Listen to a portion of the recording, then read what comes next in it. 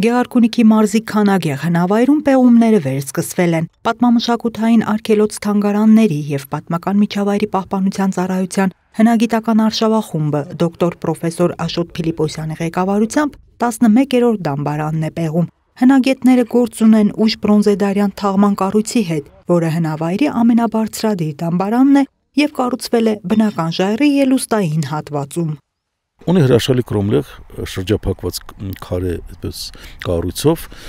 դամբանախոց հրաշալի ծածկասալեր, որոնք հեռացրինք, բայց հետաքրքիր է, որ հավանաբար ժամանակին երբ փորձել են դամբարանը կառուցել,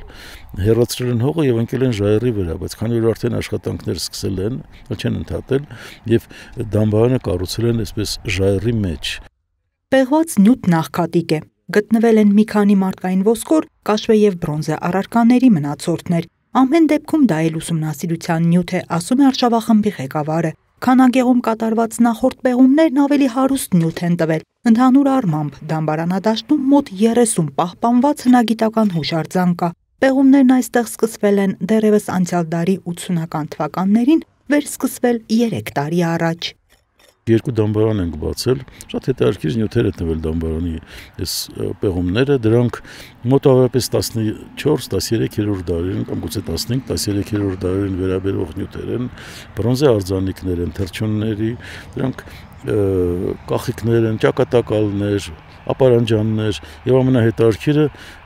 նախորդ տարի դամբնախցերից մեկում հայտնաբերվեցին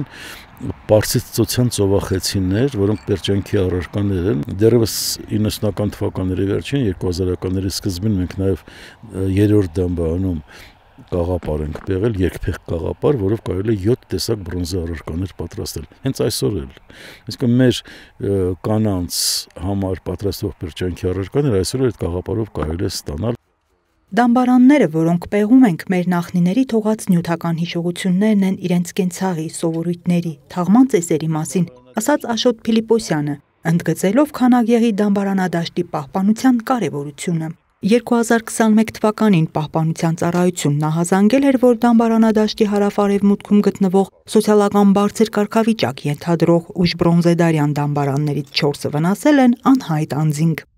Անահիտ Կարյան, Սարգիս Ալավերդյան, Քյավառ հեռուստաընկերություն, Գեղամա օր։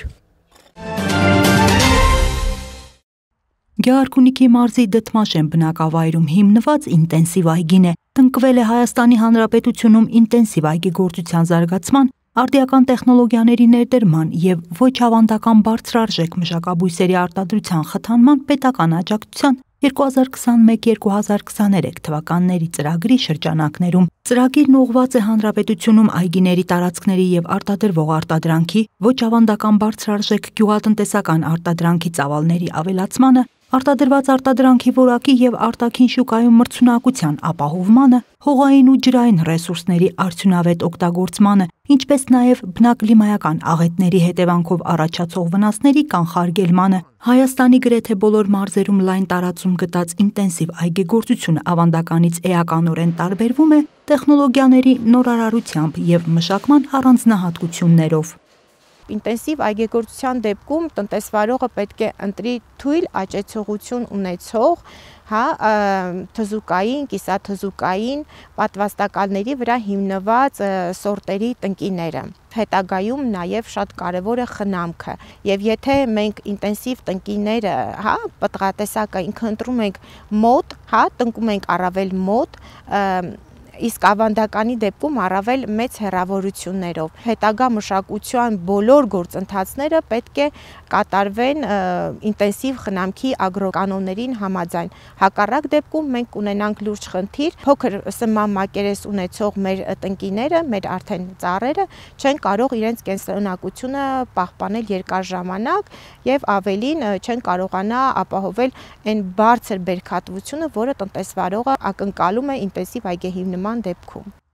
Գարիկ Ասատրյանը ինտենսիվ այգեգործության ծրագրով հիմնված այգում խնձորի 3 սորտ է մշակում՝ Red Delicious, Golden Delicious եւ Gala։ Ինտենսիվ այգեգործության առավելությունները բազմաթիվ են, ասում է արդեն փորձառու այգեգործ տնտեսվարողը։ Հեշտ է մոտենալ ծառին, աշխատել պտղի հետ, կատարել պահանջվող միջամտությունները։ Մշակման գործընթացը հաճելի է, ստացած բերքի քանակությունը գոհացուցիչ։ որ նայեք ծառերի քանակը մի հեկտարի վրա, այստեղ բավականին շատ է։ Եթե ավանդական այգում մի 800 կամ 1000 ծառա, խնձորենու մասին է խոսքը, այստեղ մենք ունենք 3700 ծառա ամեն մի հեկտարի վրա։ Իրանց հետ աշխատելն է շատ հեշտ, միջամտություն կատարելն է, պարարտացման հետ կապված արմատային սնուցումների շատ ավելի հեշտ ու արդյունավետ է, որովհետև դու կարողանում ես կաթիլայինի միջոցով շատ արագ պարարտանյութը հասցնել ծառին։ Այսինքն, եթե ավանդականում մենք տալիս ենք մի 2 պարարտացում, այս այգում մենք հաճախակի ենք դա անում փոքր դոզաներով եւ արագ միջամտություն վեգետացիայի տարբեր ժամանակահատվածում, տարբեր միջամտություններ։ Ինտենսիվ այգեգործության ծրագրով մի շարք պտղատեսակներ եւ ոչ ավանդական բարձրարժեք մշակաբույսեր են նախատեսված հենց Գեղարքունիքի մարզի բնակլիմայական պայմանների համար։ Մարզում այգեհիմնման առումով առավել նպատակային եւ նախընտրելի են խնձորենին, տանձենին, սալորենին։ Ծրագրով հատուկ պահանջներ են ներկայացվում տնկիների ձեռքբերման գործընթացին։ Տեղական տնկիներ ձեռք բերելու դեպքում պարտադիր է բուսասանիտարական անձնագրի, իսկ ներկրված տնկիների դեպքում սորտի եւ որակի հավաստագրի առկայություն։ Ի տարբերություն ավանդական այգեգործության, ինտենսիվի դեպքում տնկիներն ունեն թույլ զարգացած արմատային համակարգ եւ ցածր ցրտադիմացկունություն։ Եթե մենք տեսնենք ավանդական, այսինքն հիմնված ծառը, այգին շատ լավ արդարացված է տեղի բնակլիմայական պայմաններում, դա չի կարող նշանակել, որ նույն պտղատեսակը կարող է ինտենսիվ այգեհիմնման դեպքում իրեն լավ արդարացնել։ Դրա համար այս հանգամանքը եւս պետք է տնտեսվարողը հաշվի առնի եւ կատարի մշակաբույսի ճիշտ ընտրություն, հարմարեցնելով տեղի բնակլիմայական պայմաններին։